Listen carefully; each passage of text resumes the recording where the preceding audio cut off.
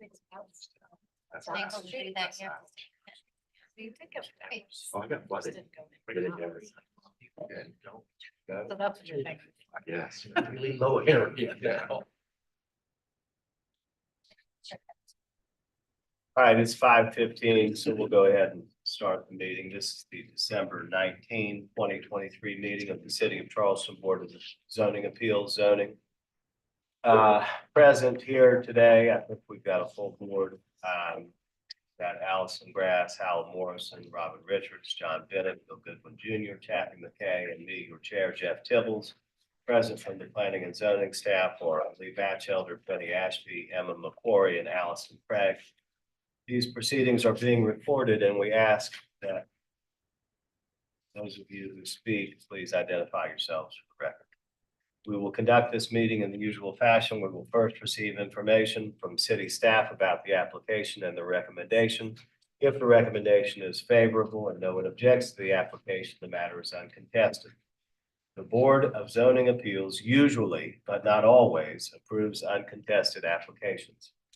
For all applications, the board reserves the right to ask questions of the staff, applicant, or others in attendance prior to rendering a decision.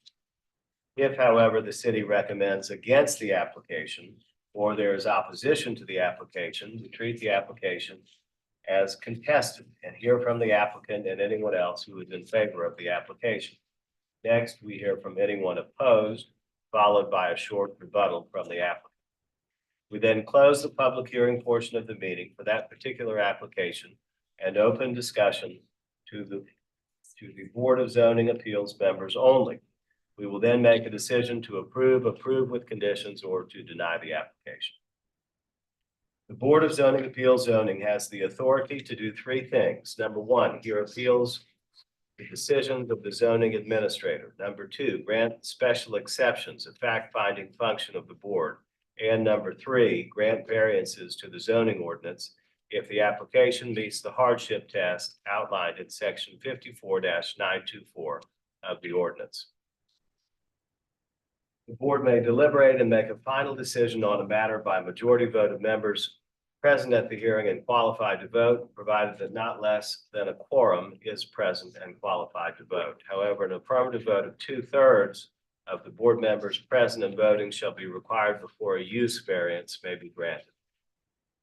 For a variance to be granted, the Board of Zoning Appeals must make the following findings. A, that there are extraordinary and exceptional conditions pertaining to the particular piece of property. B, these conditions do not generally apply to other property in the vicinity. C, because of these conditions, the application of the ordinance to the particular piece of property would effectively prohibit or unreasonably restrict the utilization of the property. And D, the authorization of a variance will not be of substantial detriment to adjacent property or to the public good, and the character of the district will not be harmed by the granting of the variance. Pursuant to our city's ordinance, I'm required to swear you in to tell the truth if you intend to speak this evening. So if you do intend to speak, please raise your right hand. Do you swear to tell the truth, the whole truth, and nothing but the truth? You'll signify by saying, I do. All right. So we have a couple of deferrals on this evening's agenda, and I'll identify those for you at the beginning of the meeting. If you're here for B2, 241 Gordon Street, that matter has been deferred. Or if you're here for B5, 24 Jasper Street, that matter has been deferred. So the rest we will take in due course. The first item on our agenda, A, review of minutes and deferred applications from previously advertised BZA-Z agendas. Number one, review minutes of the December 5th, 2023 board meeting. There were only 4 members in attendance at that December 5th meeting. Those in attendance were Allison Grass, Robin Richards, Chappie McKay, and me. And you have a copy of the minutes from that meeting in your materials. You also have a copy of a revised order on one application, which was revised subsequent to the posting of the agenda publicly. And so when you move, you'll be moving for the approval of the minutes with the revised order. Do I have a motion? So moved. All right, Mr. McKay moves to approve the minutes. Ms. Grass seconds the motion. All in favor, please say aye. Aye. Are any opposed? None are opposed. The motion passes unanimously and the minutes are approved, including the revisions to the order as I've referenced. Mr. Chairman, got a note, I abstained because I wasn't at the past. Yes, sir. Thank you. Mr. Morrison has abstained because he was absent from the meeting. Next item on our agenda is A2, 6 Montague Street, Charleston Village, TMS number 457-04-01-082, zone DR1F, requesting a use variance from section 54-203 to allow the Charleston Symphony Orchestra Designer Show House from March 13th through April 13th, 2024. The owner is Clarence Robinson. Applicant is Claudia Porter, Charleston Symphony Orchestra League. Mr. Batchelder. 6 Montague Street is a residentially zoned property in Charleston Village, shown here on the zoning map. You can see it's just east of or west of Cumming Street. It's a large property. It has a historic home on it. And many years this home was 6 apartments, and in 2022 it was purchased and has been undergoing renovations to convert it back to a single family residence. So the Symphony does these designer show houses each year and has done that for a number of years. I think maybe there was a break in COVID or something like that, but they've been doing these for years, and so every time they have a home that's not commercially zoned, and it's typical that they're in the neighborhoods in the peninsula, they come through the board and seek this sort of approval. And they've talked to the neighborhood association, of course, and explain what's going on. And we have a letter in here from the president of the Charleston Village Neighborhood Association speaking in support of this. But they take a home and have designers go in and fix up the rooms and furnish it and operate this for a month. And this is a great location for this home. It's this looks good in this photograph, but like I said, for years this was an apartment building, and so it's nice to see it being restored. And this is a email from the president, Scott Anthony, of the Charleston Village Neighborhood Association, and indicating that they have the full support board. And that concludes the presentation. So we recommend approval. I think this is a great location for this use. Thank you, Lee. Is there anyone here in opposition to the application for 6 Montague Street? If you're in opposition, please raise your hand. All right, I see no one in opposition. Do we have the owner or applicant here? All right, anything you'd like to say to the board? No. Thank you. Move approval. All right, Mr. Morrison Second. moves to approve. Mr. Bennett seconds the motion. All in favor, please say aye. Aye. Any opposed? None are opposed. The motion passes unanimously. The use variance is granted for 6 Montague Street. That temporary event. Thank you. Next item on our agenda, B3.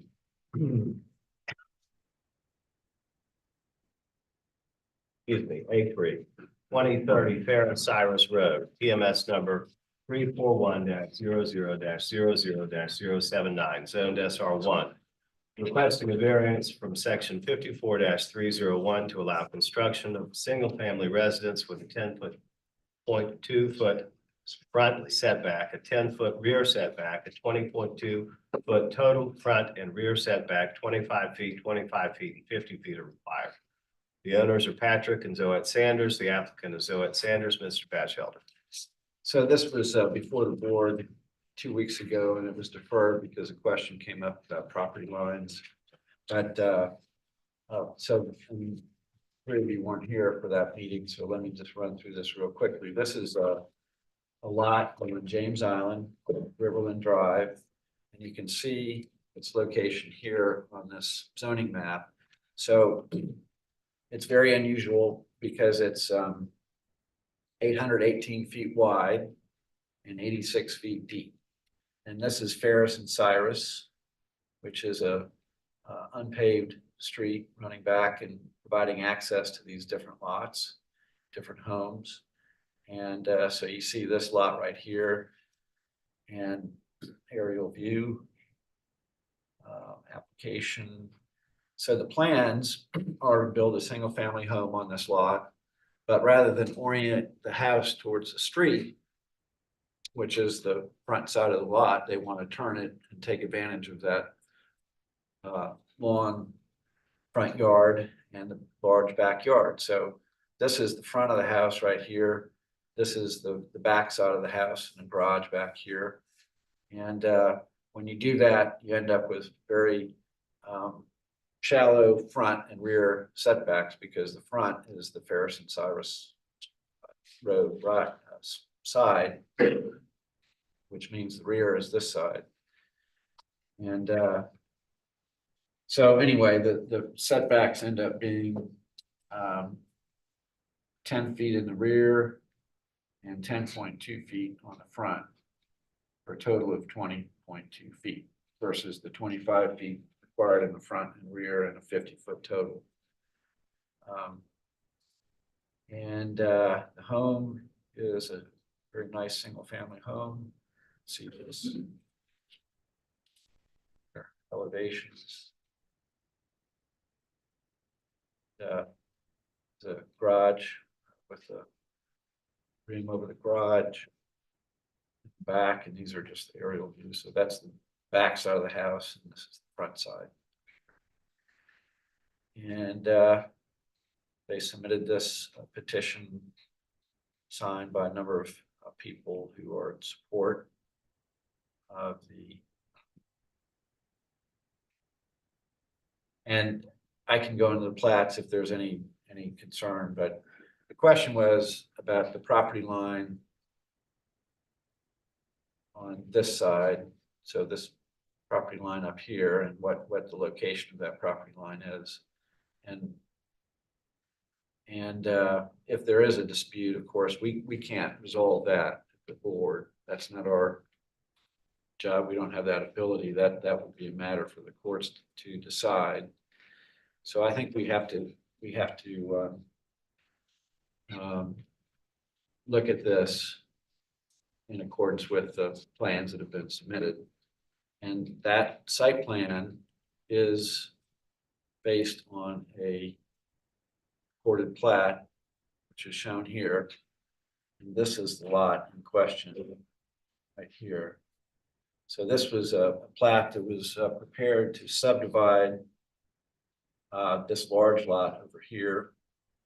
Plat to subdivide lot N and N1, N2, and N3. And I think N3, can't really see this, but anyway, I think it was these three lots right here that were subdivided with this lot, with this plat.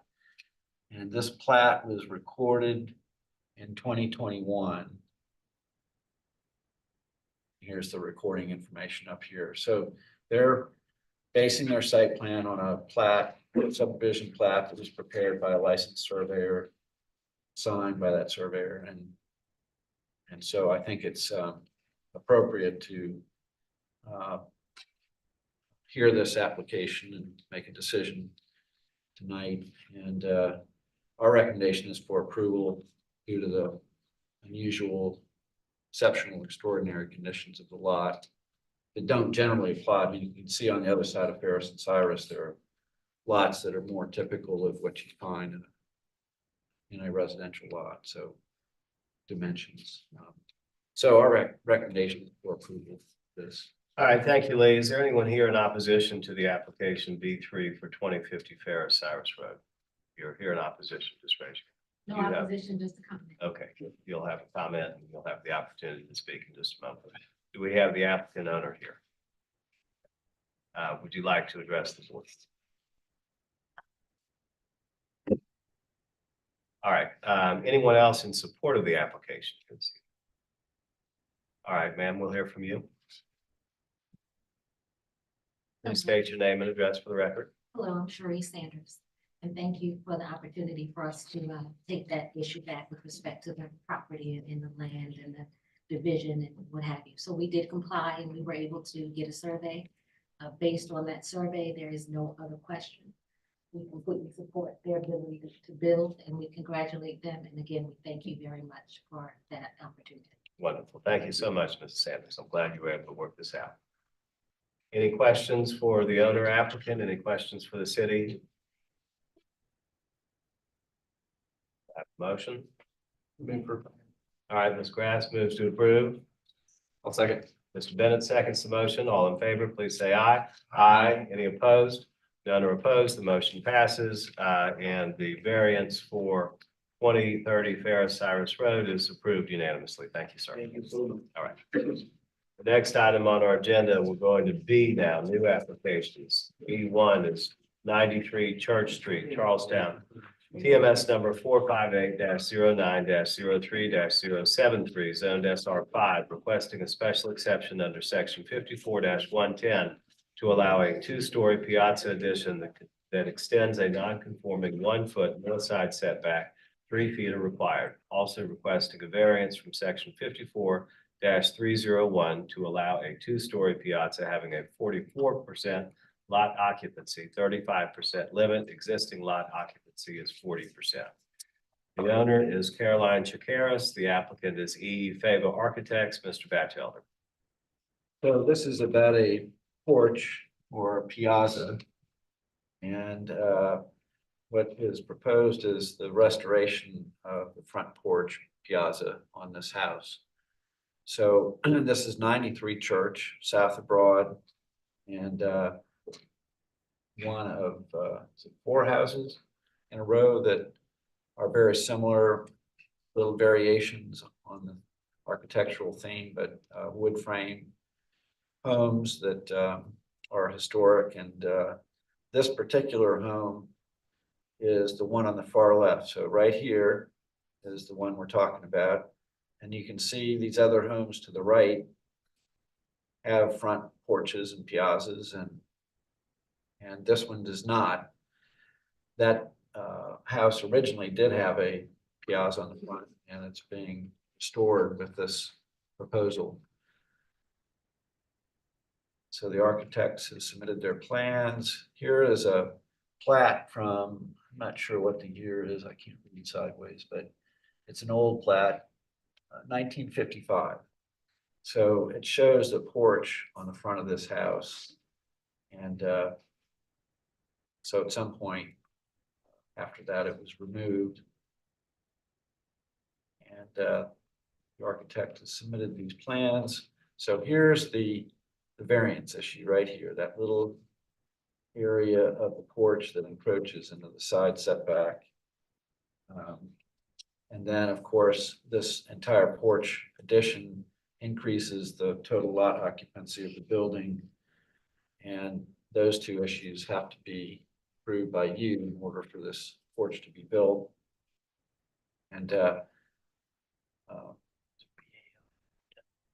And so anyway, we recommend approval of this because they're doing what we would like them to do and restoring the house to its appearance, original appearance. And of course, it will have to be presented to the BAR for their approval as well. But from a zoning standpoint, we recommend approval of this application.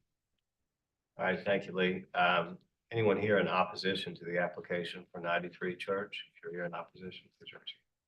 All right, seeing no one in opposition, do we have the owner or applicant here? All right, sir, anything you'd like to say to the board? Thank you for your support. All right, Mr. Morrison. I'm just curious, when the original piazza was it removed or was that space filled in to make it interior closed? Do you know? I don't know that, but I'm just wondering about the original footprint when the pre-existing piazza was there. Was the original footprint of the building size it is now, or was it bigger? Are we really being asked to restore to its prior condition? or extend the piazza to an area that was covered after 1950. I think if you could zoom in around where it says P and porch, I think it sets back, the house sets back in the same position it sets back today. Yeah, that, you could tell by whatever that measurement is to the. Yeah, so it doesn't look like that was infilled. I think it has the same geometry. Well, I suggest that the applicant be given a chance to address the board because I think they can quickly answer that question. Baba?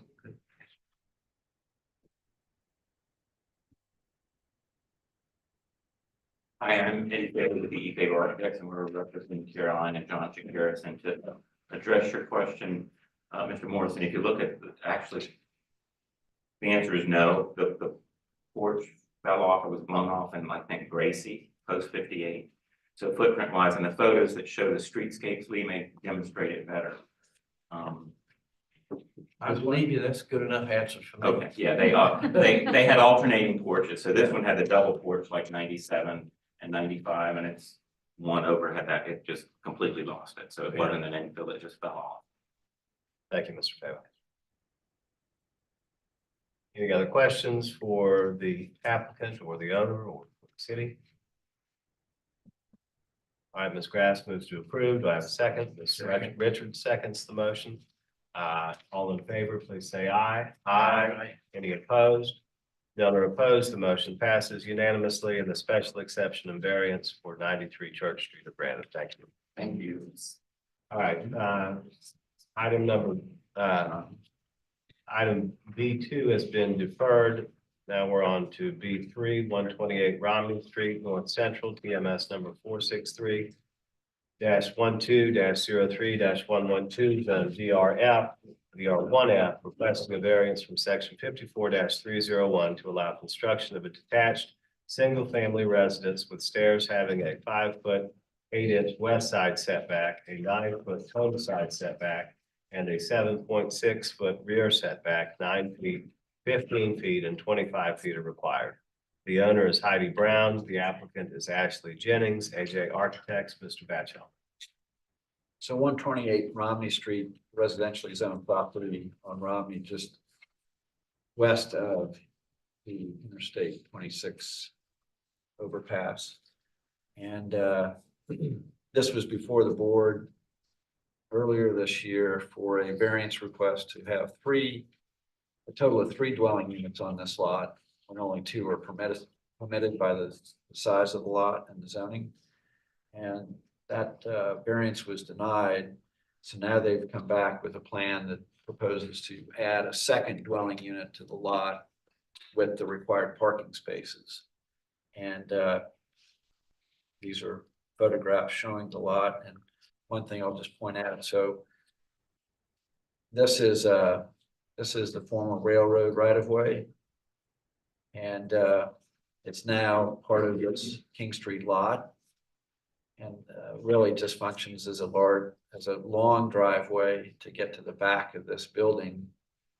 And it is 25 feet wide. So that red, the area that's shaded red right there is 25 feet wide. And that's, of course, immediately behind the subject property, 128 Romney Street.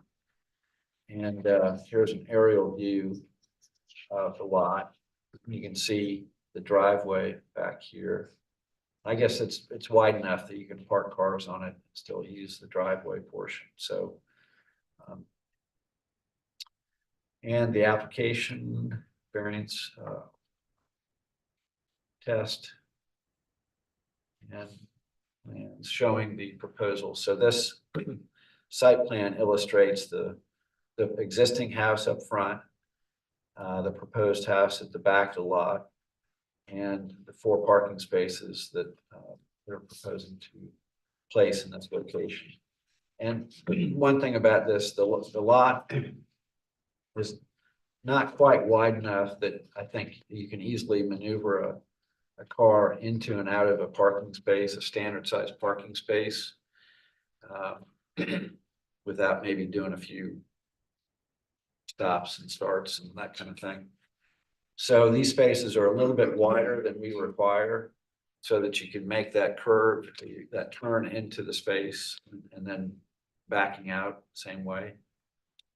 And so they take up a little bit more room because of that. And that's my recommendation, just to make them as easy to use as possible, because there's not really parking on the street that's, I don't know if there's parking on the street that's available, but there's limited parking if there is, so that there is on the south side, looks like. But you don't want to be backing out onto Romney Street, I don't think. That's only a few streets that, you know, run between Meeting and King, in that part of the city, so it's going to be more heavily traveled in the future as development continues up there.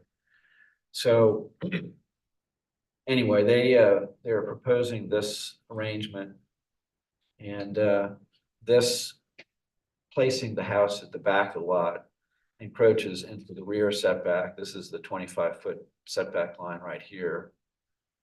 And then they have stairs on the side, and they're trying to take advantage of the limited width here with their design. So they're asking for a variance on the side setbacks as well. They are meeting the 3-foot side setback off of 126 Romney. So I looked at whether you could shift this proposed house forward out of the rear setback and maybe push it over to the west side of the lot.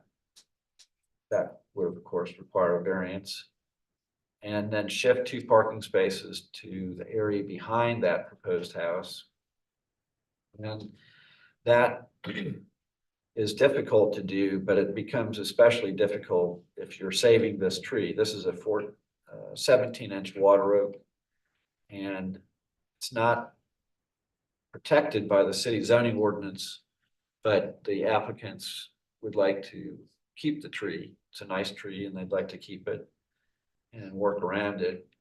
And I don't think you can do that with a house that's shifted forward and parking in the back, because the parking conflicts with the tree, the protective zone around the tree. So I think they have a legitimate case, and like I said, there's nothing right behind this lot that would be impacted by granting the variance.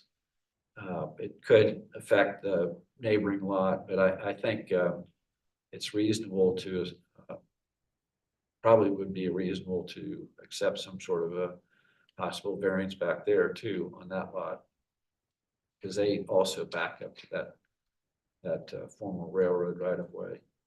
So I think they have a case for a variance. And these are plans showing that this is a 4-bedroom house that they're proposing. This is just an attic with a drop-down stair for access. And these are the elevations. Of course, this is properties along Romney Street are required to go through the BAR and receive approval for new construction. So they'll have to go through that process, and it will have to be reviewed by the BAR. But I think from a zoning standpoint, I'm willing to support the request. And this is just information from an inspection that Eric Schultz in the zoning division made this past summer, where he identified it as a 17-inch water oak. And so that concludes the presentation. I think you received a letter from Tyler Smith and his wife, and they own this property right here. It's a vacant lot. And he's objecting to the variance to allow the house to be shifted into the rear setback.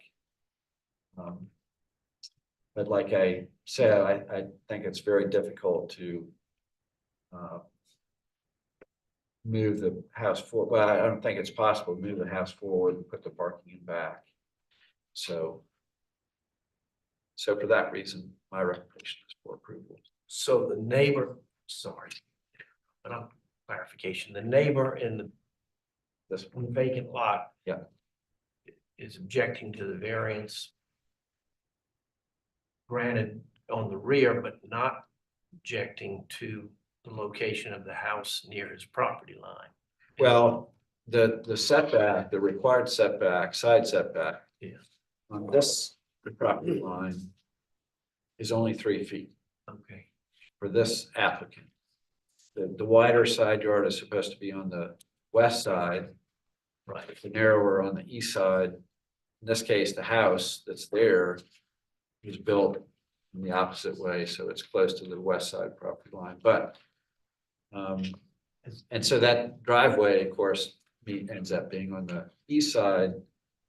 So if you were to shift this house forward, you'd have to push it over into this area in order to have the driveway continue all the way to the back for the parking spaces. Well, I'm having trouble understanding what the nature of his objection is. I just want to make sure I understand it. Did he articulate the reason? Objection? I don't have the letter, but I think, was it mailed? It was sent to you. I It was don't sent, have, I didn't read but it. I have it. I mean, I could- In the amendment. I could pull it up. In fact, I could get it on my phone easily.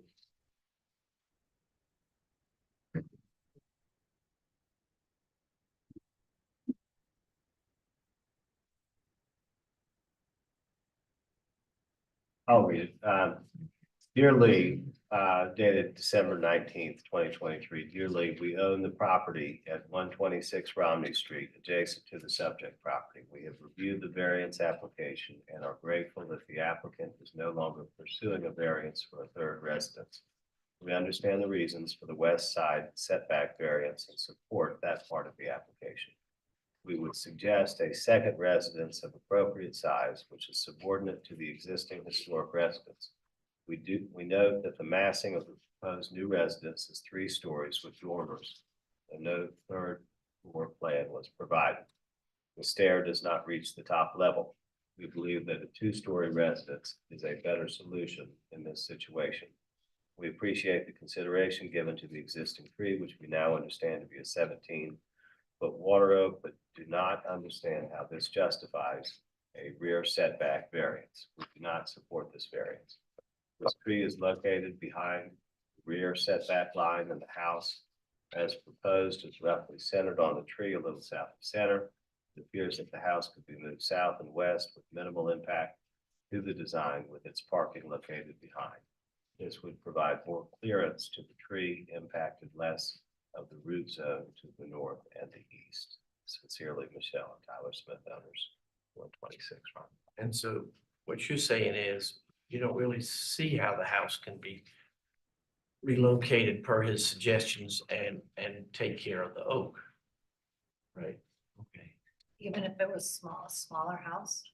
Well, you're gonna end up with 2 spaces here for this house. And then, I mean, you wouldn't put the new house, the second house, right up against the back of the existing house. So you're gonna have a little space, so those could be the 2 spaces for the main house.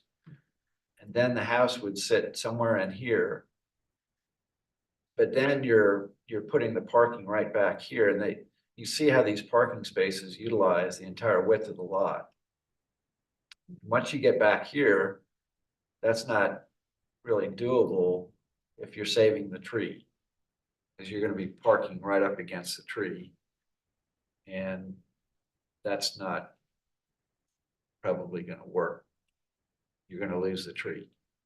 So that's why I think you can't really do that. Even if you downsize the house, you're still putting parking spaces right around this tree. All right, let's ask if we've got comments. Is anyone here opposed to the application at 128 Romney Street? I don't see Mr. Smith. I don't know if he sent anybody. Anybody opposed to 128 Romney? All right, so Ms. Jennings, anything? don't know that I need to add anything other than I think the really key issue is if you move the building up and situate it similarly to the other building, that's in violation of the setbacks, right? Because the front building doesn't meet current setbacks. And so the issue really is if you moved it back up and positioned it similarly to the front structure, the maneuverability, we're having to provide auto turn analysis now for parking. The maneuverability of the parking behind the building. And I'm not really good at auto turn analysis, but I'll tell you right now, that's why those parking spaces are so wide. Because trying to show the maneuverability to be able to get the car in, turn it around and come back out in those versus. And that's what we try to do. We've actually looked at the distributing building up on the site.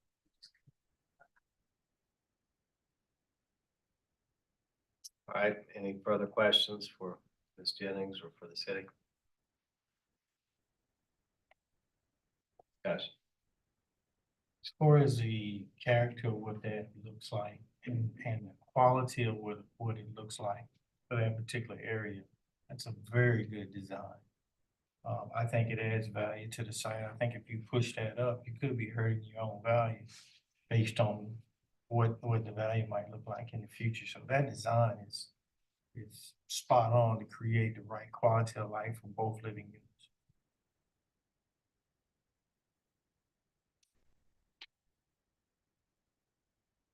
Any other comments? Any other discussion?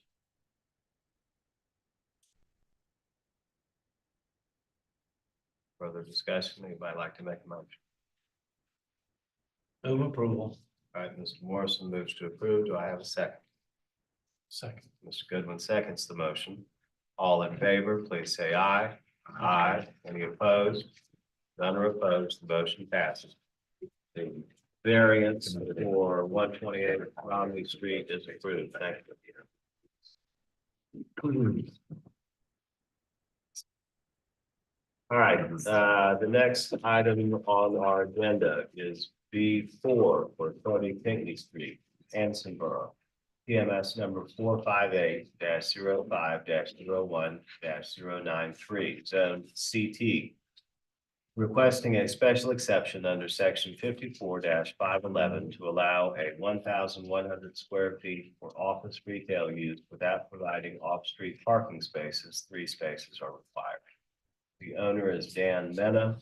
The applicant is Talene S. Brown. Mr. Batchelder. 30 Pinckney Street is another property that has been before the board. This one, I think, was a couple of years ago, and it was for a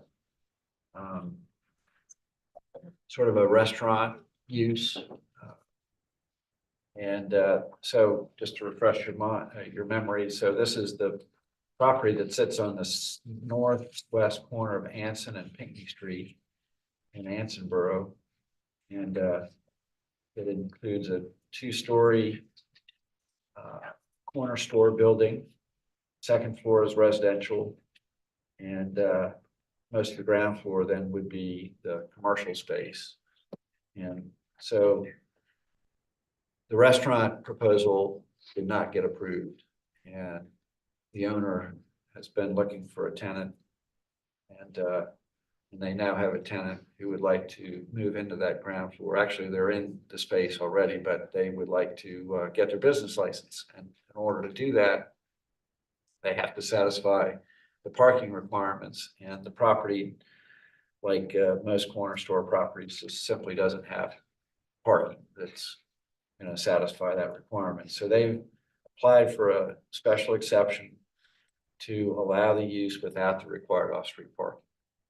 Now, it's a very small little space, and so whether you totally 1,100 square feet, but whether you use the office requirement for parking or the retail requirement for parking, you end up with a requirement of 3 parking spaces. So it really doesn't matter whether it's office or retail. The parking requirement from the city standpoint is the same. The property itself, shown here in these photographs, had, for many years a retail use on the ground floor. Most recently, it was an art gallery. And here's the little sign on the building. And I think this is really the main entrance for the gallery, but could be wrong. There's one off of Anson Street too, but anyway, that was there. And then before that, for a number of years ago, was Hoppin' John's, the bookstore. And maybe they did a little cooking there too. And anyway, so it's had a retail use in the ground floor, office retail use, that sort of thing for years. And but it's been vacant lately, so it would be nice, I think, to get a tenant back in that space, utilizing it, bringing life to the street. And they have a letter of support here from the neighbor at 35.5 Hazel Street. And then there's a letter of opposition from Mr. Shower, who is the president of the Historic Anson Borough Neighborhood Association. And I think they're mentioning the parking impacts that this could create. But there's simply no other way to have a use in this building without having some parking special exception. And this is the least restrictive, or I guess least impactful type use, I think, for this space. And certainly the lack of parking for properties in the market area is not unheard of. It just goes with the territory, but I would think this use would not generate a lot of parking demand. It's more probably going to have some retail folks walking in off the street, because there are a lot of people in that area. Of course, a lot of people walk up Anson Street. So, so anyway, I think this is a great use for this location. And I talked to the applicant, and she indicates that the hours of operation would not exceed 9 a.m. to 7 p.m. And the retail would be sort of a small boutique type retail accessory to the office space that's there for her business. So my recommendation is for approval. I think they meet the special exception requirements, which are geared towards properties like this that have buildings that occupy most, if not all, of the property. And there's simply no other location in that area to lease parking to satisfy the requirements. People aren't going to tie up their properties for 10 years or even a shorter term. So I think it's reasonable, and I recommend approval of the request. Thank you, Lee. Mr. Bethel, can you restate those hours? I caught some of them. 9 a.m. to 7 p.m. Except for both operations. Yeah, I mean, that's what they would, yeah. Was that green wooden fence there the last time this came up before us, or is that new? The one that's on Pinckney Street there behind it? Right there? Yeah. Was that? Yeah, that's been there. Okay. So where are the parking spaces that they have? Do they have any? This is a driveway. Whether they park in there, I don't know. Yeah. It's very limited if they do. They can't fit. They probably can't even fit 2 cars for the residential use. Yeah. So that's parking for the upper floors. yeah, the owner of the property lives upstairs. So. All right, do we have anybody here this evening in opposition to the application for 30 Pinckney Street? If you're in opposition, please raise your hand. Okay, we'll be with you in just one moment. Do we have the owner or applicant here? All right. Would either of you like to address the board? My name is Dan, and I'm the owner. Property's been used retail offices, Lee has mentioned, and I just would like to use the property for what it's been zoned for. Living there, and I'm not getting any income out of the property. There's so many other instances in the area where this is a fact, and people have retail in the office, don't have parking. So that's all I'm asking for. Have any questions for the owner while he's here? Thank you. Okay, thank you, Mr. Mena. And if I could just point out one more thing, I'm sorry, but you can see on the zoning map that this property is zoned commercial transitional, and the other properties along Pinckney Street are zoned that way. And that is a commercial classification that allows neighborhood-friendly type commercial uses. And then you get to the green area up here, that's the residential zoning, so you can't have any commercial in those properties. But this property, because of the type of building it is commercial zoned. All right, thank you, Lee. Any comments from the applicant? I'd like to speak. Yes, come on up. Please state your name and address for the record. Colleen Brown, and I'm at 30 Pinckney Street. Do you know my address or just business address? That's good enough. Okay. In regards to the parking and foot traffic that we would have coming in, really, so we've been over 40 years down on Broad Street with very little foot traffic coming in at all for our office. We may have 1 to 2 people a month that come into the office outside of the staff that's there. We're a very small business. There's only 3 employees. And for the retail, it would be an accessory to the business, things that we would have from local vendors around town to offer to our guests that come in. We are not a bed and breakfast, which I think a lot of people think. We are the property management company for them. So there's really, most everything's done online anyways.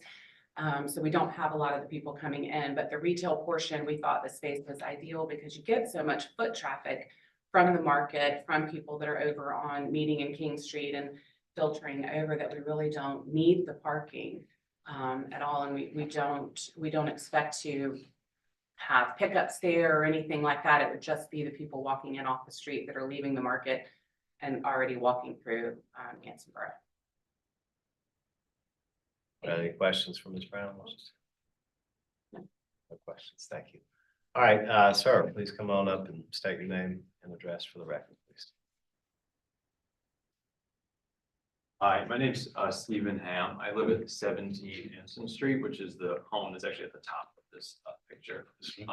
Mr. Batchelor, could you go back to the map? I think it was a slide prior to this. Thank you. So I'm on the board under the Historic Ansonborough Neighborhood Association, but I'm speaking in my personal capacity, just as a resident, like corner from this site. Just to give a resident's perspective on the parking travails that we face in our day-to-day life. This block of Anson Street is very narrow. There's street parking, which is 1 hour permit parking on one side of the street, which is the right side. And the homes, as you can see, and this was brought up in the neighborhood association letter, those homes on Goldsmiths Row are so close to each other, and there's such limited space between the homes. The space could accommodate a horse perhaps when the homes were built, or a golf cart today, but not any like automobile. And so we park on the street, we're in and out. This is a very congested part of town that not only patrons of local businesses, but also the employees of those businesses use. They use parking that's really intended for residents, so they're past the 1 hour limitation.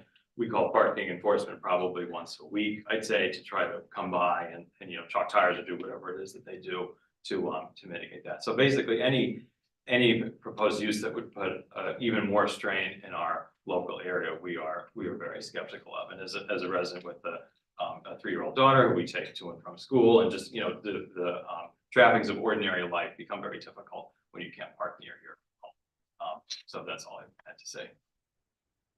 Question. I have a question. What would you consider to be a good use for that property? I'm not sure that that's my position to answer that. I'm not a property developer. As a neighbor. As a neighbor. Well, I mean, it's a nice place for a home, for example. I think Mr. Batchelor pointed out the red zone being commercial transitional. These are actually homes here, 30, I believe, 32 and 34 are both residences. Those are not businesses on that side of the street. farther down, you get to the Pinky Inn and then possibly other things, but most everything there, at least in our little corner there is residential. And so I mean, I don't know why it needs to be a business, I suppose, as compared to housing or something else. Okay. Off the top of my And if head. it was a residential property, they would need to park somewhere, right? Yes, sir, but they would be residents and presumably get a permit like we have. I mean, I don't.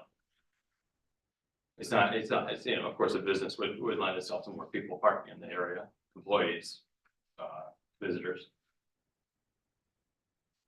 Okay, any other questions? Well, I'll just point out, one of the prior applicant for this was, it had a higher parking burden, as I recall. And I think one of the major concerns was the hours, because it would be parking during the time at which people were returning to their homes as opposed to during the course of the workday.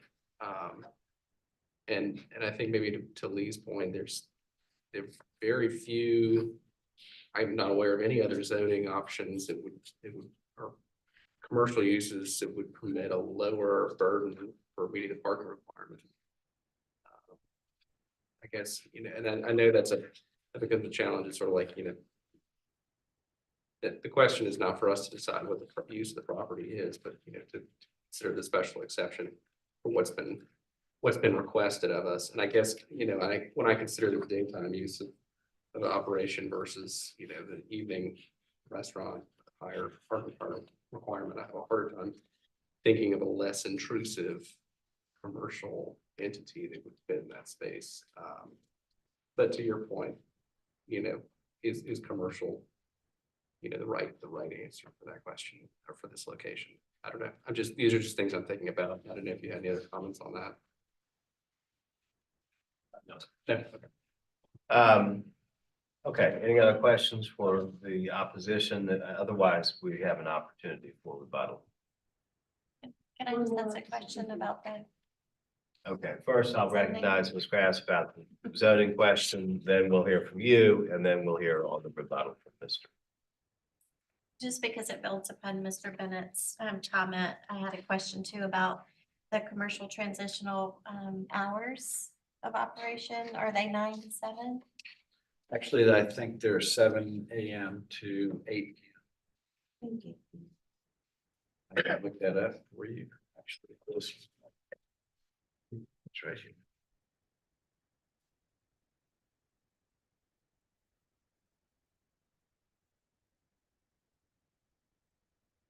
Pam, you can come on up while Mr. Batchel is looking at the ordinance. We'll give you an opportunity just as soon as he answers the question.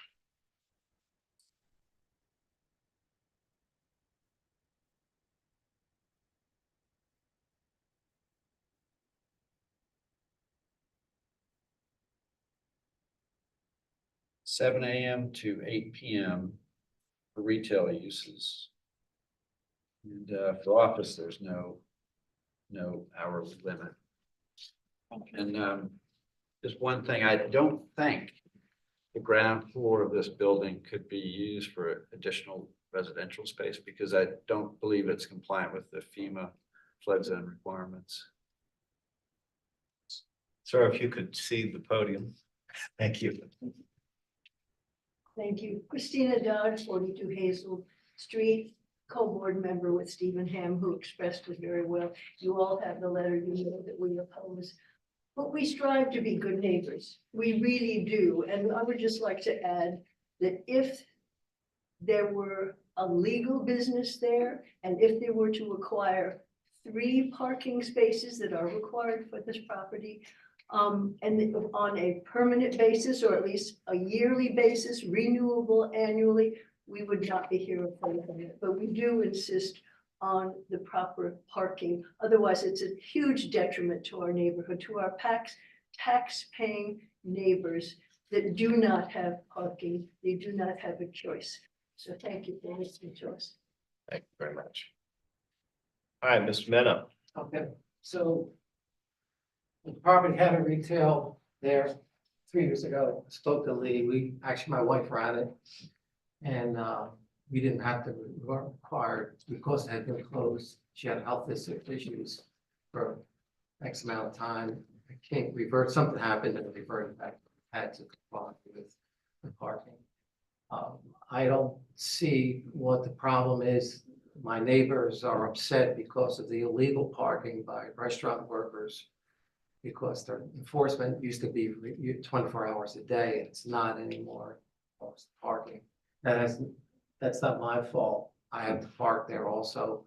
So I don't understand what they want me to do with the property. What do they want me to do? I bought the property with the intention of getting income from there.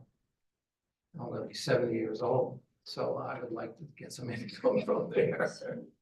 And I think Talene would be a good fit.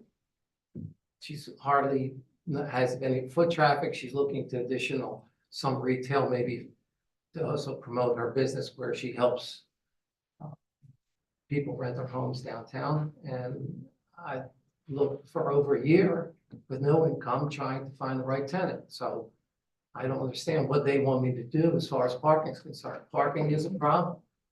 But that's not my problem that they're not enforcing the parking laws. I can't do that.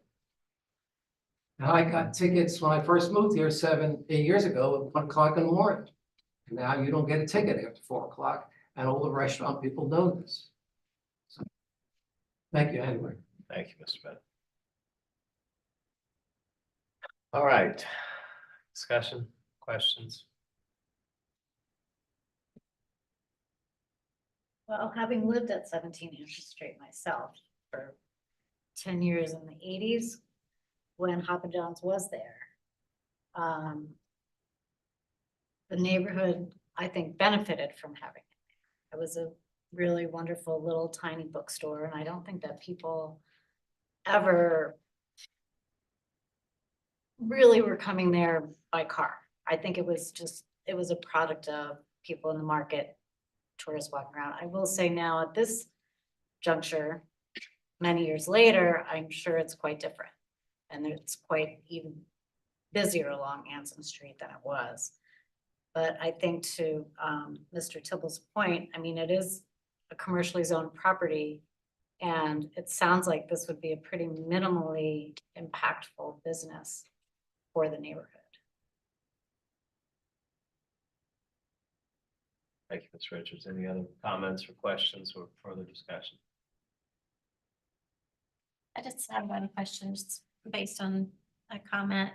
Do you know where you're gonna park for you and your employees now? Well, we have been looking for parking spots to rent. When we were down on Broad Street, we actually used the access right next to 93 Church that takes you into Rotemaker Lane. And I purchased the parking on behalf of the company for my employees, the 3 that are there. So we're looking for that kind of parking. Right now, we do not park on the street on Anson or Paint Meat. There is a lot that is right across the street from us that we are able to use.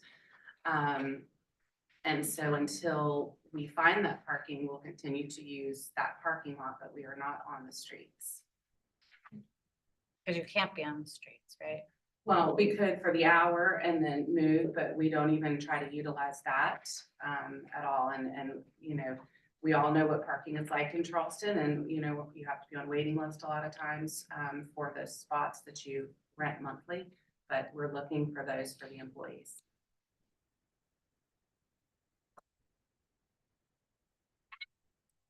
Move approval. All right, Mr. Morrison moves to approve. Do I have a second? I'll second. Mr. Bennett seconds the motion to approve. All in favor, please say aye. Aye. Any opposed? None are opposed. The motion passes. The special exception for 30 Pinckney Street is granted unanimously. Thank you, Mr. Bennett. Thank you. Those of you in the Ansonboro Neighborhood Association and I hope perhaps the new mayor will address some of the parking issues and enforcement issues that are going on here. All right. Item B5, 24 Jasper Street is deferred.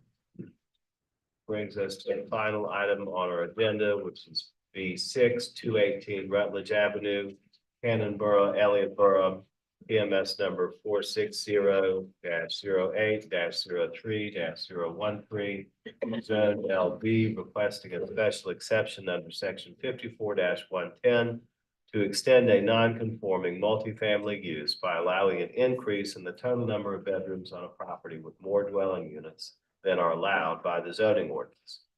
The owner is 218 Rutledge Avenue, Joshua Nash, applicant Edward K. Pritchard III. Mr. Batchelder. 218 Rutledge Avenue is a commercially zoned property. Has two buildings on it and a parking lot behind those buildings. And there's one driveway that runs between the buildings to access the parking. One of those buildings is a two-story building. It's the larger building right here. And the other one is a one-story building. They're used for residential units and have been used that way for a number of years now. And this is a new owner, and they would like to make modifications to the interior of the buildings as well as the exterior. They're not the most attractive buildings right now. You can see them in the photographs here. So you'll notice in the drawings that they are proposing substantial changes to the exterior of these buildings. So this shows the before and after, and here's a blow-up view of the first floor. Let me go back here. So they've got a lot of parking back here, more spaces than are required by the number of dwelling units on the property, which is 6. There are 6 dwelling units, 2 in this building and 4 in the two-story building. And so that's more than the lot area of this property with the zoning that it allows. So that makes the use of the property for that many units a non-conforming use. And what they're proposing to do is add 2 more bedrooms. So they'll go from 15 bedrooms total to a total of 17 bedrooms property with split among the 6 dwelling units.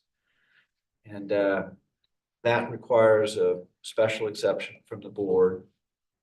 It's a similar test to the test that we apply for additions that extend non-conforming building setbacks. It's the same section of the code.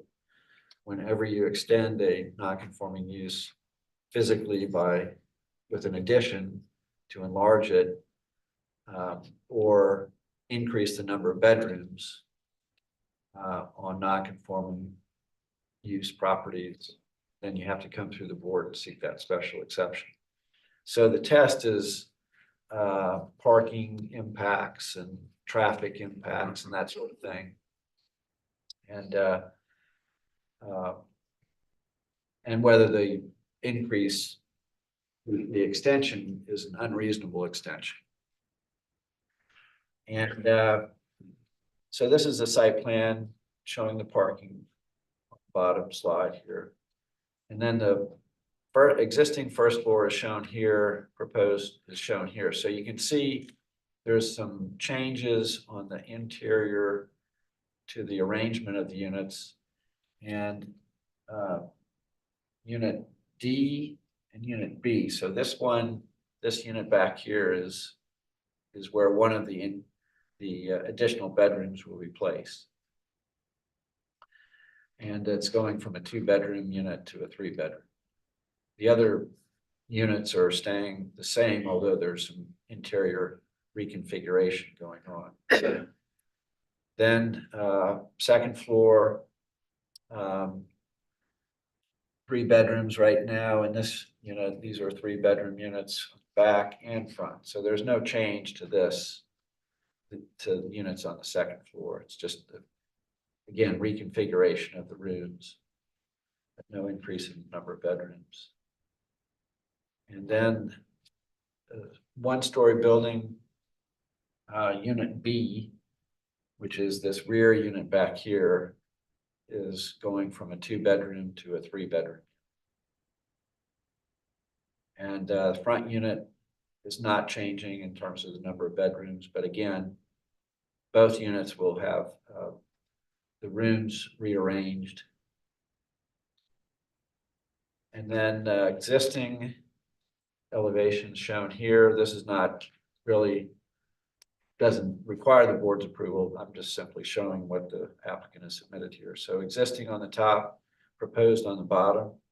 So they will take this interesting looking building and make it something that is much more compatible with the neighborhood up there. Same thing on the side elevation. You see the dramatic change they're proposing there. And side, and then the one-story building gets some changes as well that will make it a little more attractive than it currently is. And of course, all of that will have to be reviewed and approved by the BAR, but then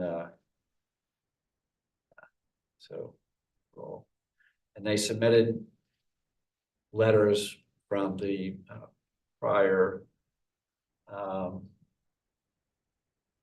well, these are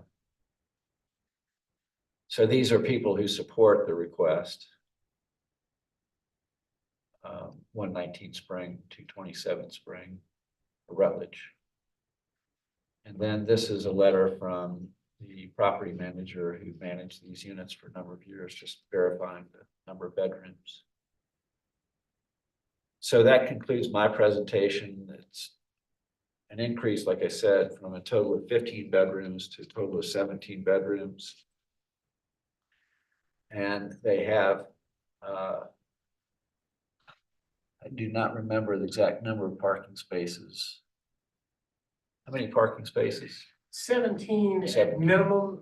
There's gonna be some minor cleanup on the back of the building, nothing to do with the structure of it, but Yeah. stuff behind. We could probably get at least another 2 or 3 parking places in it. So 6 units by code is only required to provide 9 spaces. So they've got a lot of parking on the property.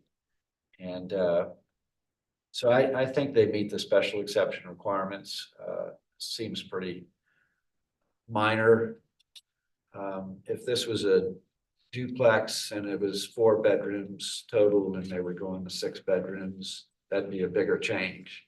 But with 2 more bedrooms on a building with 15 bedrooms is not significant to me, and especially not in this location. So just going back to the view. So this is Spring Street right here, Cannon Street's over here. So this is right in the heart of the commercial area. Rutledge, you see all the commercial buildings around it. So anyway, and then it's also in the short-term rental ST overlay zone, which means these units can be converted to commercial short-term rental units, which is probably what will happen, but that's allowed and they'll be able to satisfy the requirements. They come in for a permit. So we recommend approval of this request. Thank you, Lee. Anyone here in opposition to the request for the special exception on Rutledge? All right, Mr. Pritchard, you've been waiting patiently. I think it's late, last agenda item, last agenda of the year. Good decision. I sat in the seat, so I understand. I mean, just briefly, I mean, Mr. Batchelor was kind to say they're not the most attractive buildings, they're actually hot garbage.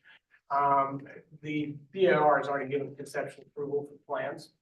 So there is no change in the building envelope. There's gonna be no addition, no expansion. We've got more than ample parking. Rutledge Avenue has 5,500 car traffic count in 22. Spring Street is 6,000 and Cannon Street is 5,800 in that general location. So these are basically corridors with high traffic volumes. The addition of 2 bedrooms is going to be not noticed, to say the least. Then, you know, you've got a lot of commercial activity in the area. Frankly, with all the potential commercial activity that's going on around it, it's you know, it's the least, the most innocuous. So this meets that squarely, and I'd ask to approve it. Thank you. Thank you, Mr. Pritchard. Any questions for Mr. Pritchard? Any questions for the city? Discussion. Motion. Move approval. Mr. Morrison moves to approve. Mr. McKay has seconded the motion. All in favor, please say aye. Aye. Any opposed? None opposed. The motion passes. The special exception is granted unanimously. Thank you very much. Merry Christmas and Happy New Year. So this concludes our final scheduled meeting of 2023. So thank you all for